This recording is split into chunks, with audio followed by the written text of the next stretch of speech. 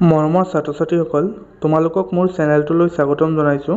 আজি আমি এইটো ভিডিঅ'ত আলোচনা কৰিবলৈ গৈ আছোঁ তোমালোকে দিয়া SSLC 2024ৰ ফলাফলৰ ওপৰত। তোমালোকে যদি মোৰ চেনেলটো প্ৰথমবাৰৰ বাবে ভিজিট কৰি থাকা তেনেহ'লে মোৰ চেনেলটো ছাবস্ক্ৰাইব কৰি ল'বা আৰু এটি লাইক কৰি দিবা, কাৰণ এনেকুৱা ধৰণৰ ভিডিঅ' যাতে তোমালোকে সকলোৰে আগতে চাব পাৰা। মৰমৰ ছাত্ৰ-ছাত্ৰীসকল, বলা এতিয়া আমি ভিডিঅ'লৈ আগবাঢ়ি যাওঁ। তোমালোকৰ ফলাফলৰ ওপৰত মাননীয় মুখ্যমন্ত্ৰী ছাৰে কি কথা কৈছে, মাননীয় শিক্ষামন্ত্ৰী ছাৰে কি কথা কৈছে, বলা আমি এতিয়া আলোচনা কৰিম।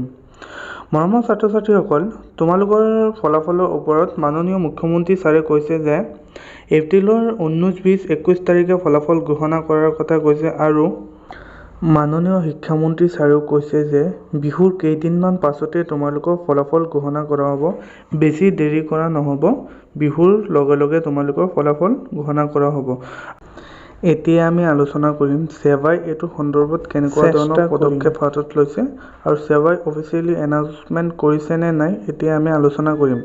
মৰমৰ ছাত্ৰ-ছাত্ৰীসকল, এইটো সন্দৰ্ভত ছেবাই কোনো ধৰণৰ অফিচিয়েলি এনাউন্সমেণ্ট কৰা নাই। এনাউন্সমেণ্ট কৰাৰ লগে লগে আমি তোমালোকক জনাই দিবলৈ।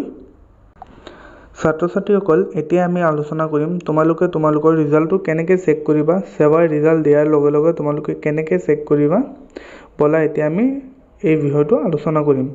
ছাত্ৰ-ছাত্ৰীসকল, ছেবাই ৰিজাল্ট দিয়াৰ লগে লগে তোমালোকৰ বাবে কেইটামান পৰ্টেল মুকলি কৰিব, অৰ্থাৎ কেইটামান ৱেবছাইট মুকলি কৰিব। সেইকেইটা ৱেবছাইটত তোমালোকৰ ৰিজাল্ট তোমালোকে চাব পাৰিবা। মৰমৰ ছাত্ৰ-ছাত্ৰীসকল, ছেবাই পৰ্টেল কেইটা মুকলি কৰাৰ লগে লগে এইটো চেনেলৰ যোগেদি তোমালোকে পাই যাবা।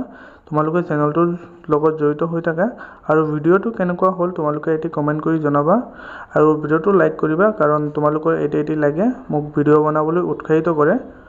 ভাল লাগিলে চেনেলটো ছাবস্ক্ৰাইব কৰি দিবা। Thank U.